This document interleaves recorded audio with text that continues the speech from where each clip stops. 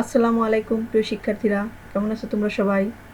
আজকে আমি তোমাদের মাঝে চলে এসেছি নতুন আরেকটা ক্লাস নিয়ে। আমাদের আজকের ক্লাসের বিষয় হচ্ছে পঞ্চম শ্রেণীর ইংলিশ ইউনিট 8-এর আজকে আমরা লাস্ট পার্ট করব। এই ক্লাসটা প্রায় শেষ, আগে আরও 3-4টে ক্লাস হয়েছে, তোমরা একটু দেখে নিও। দেখো এখানে কি বলছে, look at the clock and write the time in the words মানে বানান করে লিখতে হবে, মানে সংখ্যায় না, মানে আমাদের এই ঘড়িগুলো দেখতে হবে, ঘড়িগুলো দেখার পরে যে টাইম হয় সেটা আমাদের কি করতে হবে, বানান করে লিখতে হবে।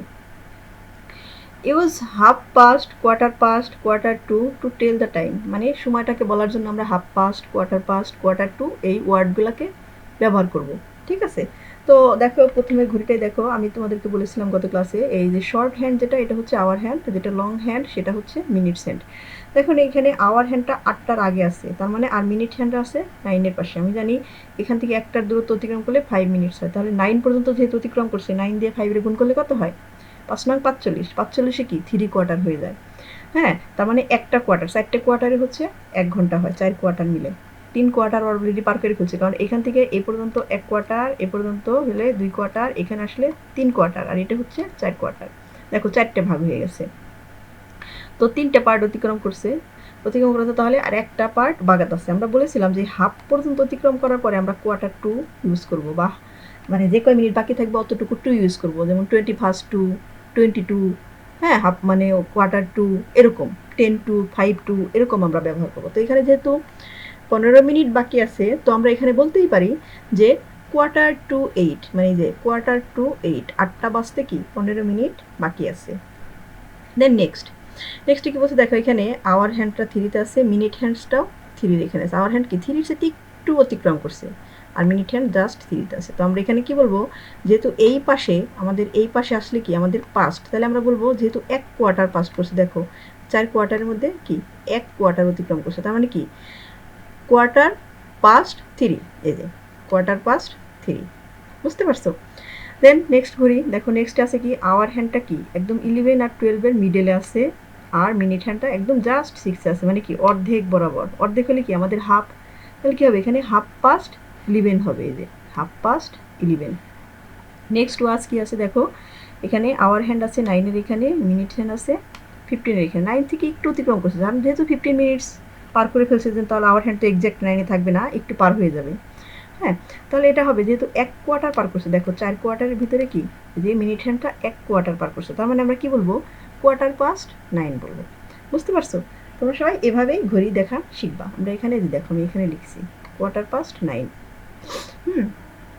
দেন নেক্সট ওয়ান কি আছে 4.1, এটা ইম্পর্টেন্ট, তোমরা ফিল্ড ট্রিপ সম্পর্কে বর্ণনা দেওয়ার জন্য বলছে, তোমরা একটু ভালো করে শিখে নিও। শর্ট মানে প্যারাগ্রাফ বা শর্ট কম্পোজিশন হিসেবে এটা আসতে পারে। হ্যাঁ, এখানে বলছে write about a field trip you enjoyed, তুমি একটা ফিল্ড ট্রিপের কথা লেখো যা তুমি এনজয় করছো। The following questions will help you to write about the topic, মানে আমাকে ফিল্ড ট্রিপ সম্পর্কে যেহেতু লিখতে হবে, সেই ফিল্ড ট্রিপ সম্পর্কে কিছু কোশ্চেন এখানে আস্ক করা হয়েছে। এই কোশ্চেনগুলোর আনসারগুলো দিলেই মনে করো আমার যা চাইছে সেটা হয়ে যাবে। বুঝতে পারছো? তারপরে বলছে use AM and PM in your writing, যেহেতু আমার ফিল্ড ট্রিপ, তাহলে আমি কয়টায় রওনা দিলাম, কয়টায় পৌঁছে এলাম, ওখানে কয় ঘন্টা থাকলাম, কয়টায় ব্যাক করলাম, একটা সময় আমাকে ব্যবহার করতে হবে। যেহেতু সময় ব্যবহার করব, সো আমরা কি এম পিএম এখানে ব্যবহার করতেই পারি। তো দেখো আমাদের প্রথম কোশ্চেনটা কি আছে, when did you start your journey, তুমি কখন তোমার ভ্রমণ শুরু করেছিল। এই যে দেখো আমি এখানে একটু সাজানোর জন্য একটু সুন্দর করে লিখেছি প্রথমের দিকে, last month I enjoyed a field trip to the Bangladesh national zoo, মানে গত মাসে আমি বাংলাদেশের জাতীয় চিড়িয়াখানা, জু মানে চিড়িয়াখানায় ভ্রমণটা খুব উপভোগ করেছি। We started our journey at 8 AM, এই দেখো এই যে প্রথম কোশ্চেনের অ্যান্সার চলে আসছে, এবং আমরা কি এম দিয়ে লিখেছি যে আমরা কখন শুরু করেছিলাম ভ্রমণটা। এই যে ফ্রম আওয়ার স্কুল, আমাদের স্কুল থেকে শুরু করেছিলাম সকাল 8টায়। তারপর কি বলছে, when did you reach the place, তুমি কখন ওই জায়গায় পৌঁছাও, তার মানে আমাকে একটা সময় ব্যবহার করতে হবে এখানে। দেখো আমি লিখেছি we reach the zoo at 9:30 AM, আমরা সেখানে 9:30টায় পৌঁছেছিলাম। 9:30 বোঝায় যেটাকে, মর্নিং 9:30। দেন কি পড়ছে, হাউ ডিড ইউ গো দেয়ার, তুমি সেখানে কিভাবে গিয়েছিলে। দেখো আমি লিখেছি উই ওয়েন্ট দেয়ার, মানে আমরা সেখানে গিয়েছিলাম বাই বাস দ্বারা, with our teachers and classmates, আমাদের শিক্ষক এবং শিক্ষার্থীদের সাথে, মানে আমার সহপাঠীদের সাথে আমি সেখানে গিয়েছিলাম। তার মানে বলছে পরের কোশ্চেনটা কি, হোয়াট ডিড ইউ সি দেয়ার। যেহেতু আমি চিড়িয়াখানায় গেছিলাম তার মানে কি আমি অনেক কিছু দেখছি, তুমি আমাকে জিজ্ঞেস করতেই পারো আমি সেখানে কি দেখেছি আমি যদি চিড়িয়াখানায় গিয়ে থাকি। তাহলে বলা হয়েছে দেখো, there we saw many animals like lions, tigers, elephants, monkey and different kinds of bird. আমি সেখানে কি বিভিন্ন রকমের প্রাণী দেখেছি, যেমন সিংহ, বাঘ, হাতি, বানর এবং বিভিন্ন ধরনের পাখি। তারপরে কি আছে দেখো, how long did you visit the place. তুমি ওই জায়গাটা কতক্ষণ ভ্রমণ করেছো।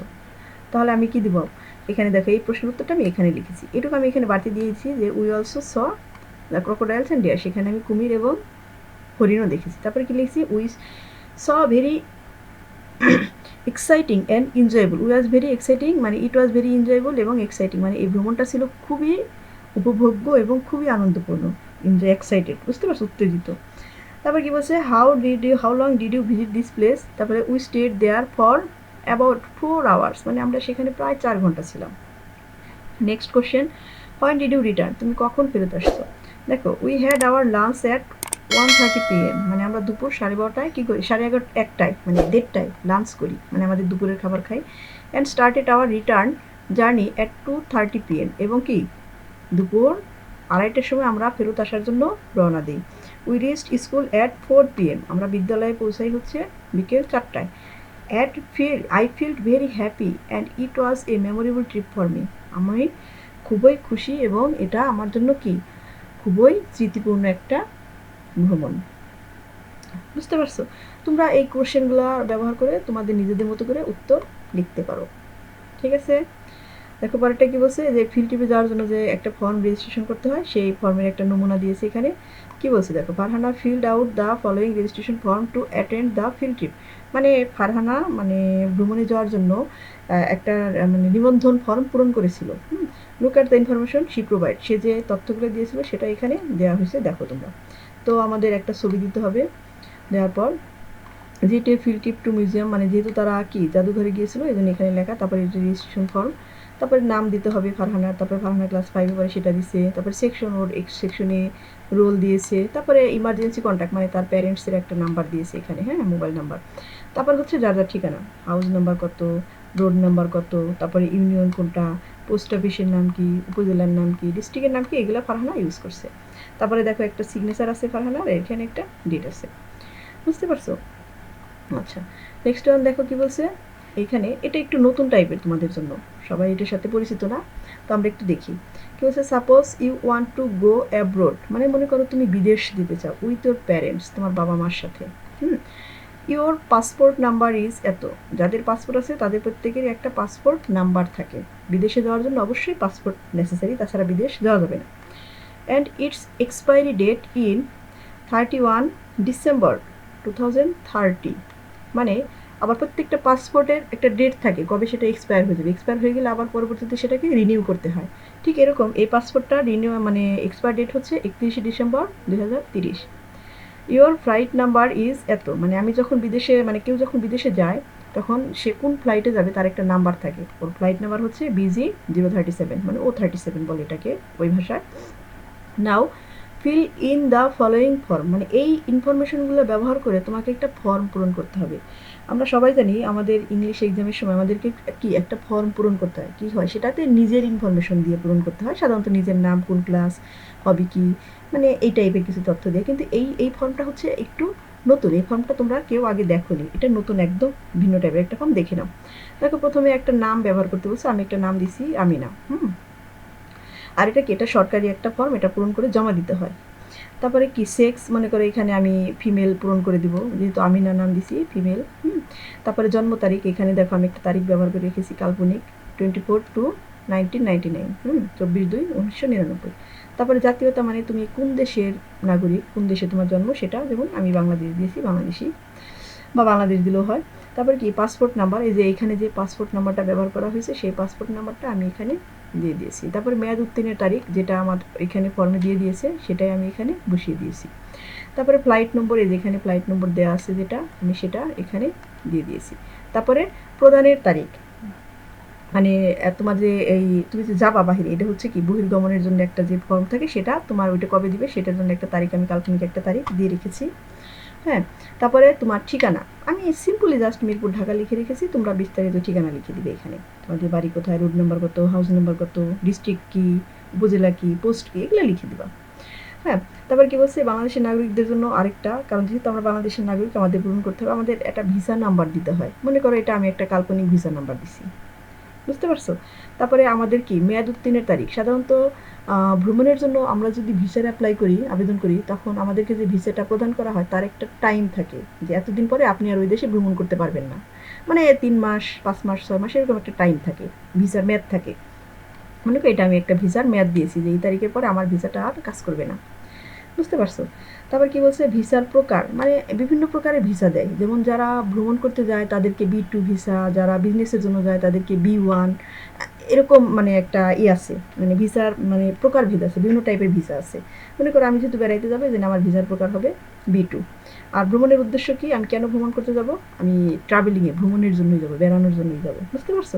এটা আমি দিয়ে দিয়েছি। তারপরে স্বাক্ষর দিয়েছি আমিনার, তারপরে মনে করো আমিনা কয় তারিখে স্বাক্ষর করছে তার একটা ডেট দিয়ে দিয়েছি এখানে। ঠিক আছে, তোমরা অবশ্যই এই ফর্মটা ভালো করে দেখে রাখবা, তথ্যগুলো পূরণ করবা বারবার, কারণ এটা একটু নতুন, এই ফর্মটা তোমাদের এরকম ফর্ম পূরণ করা পরীক্ষায় আসতে পারে। তো ঠিক আছে, আজকের ক্লাসটা এই পর্যন্তই, দেখা হবে পরবর্তীতে নতুন আরেকটি ক্লাসে। ততক্ষণ পর্যন্ত সবাই ভালো থেকো, আর আমার এই ক্লাসটা ভালো লাগলে অবশ্যই আমার এই চ্যানেলটিকে সাবস্ক্রাইব করো এবং পাশে থাকা বেল আইকনে ক্লিক করে দিও।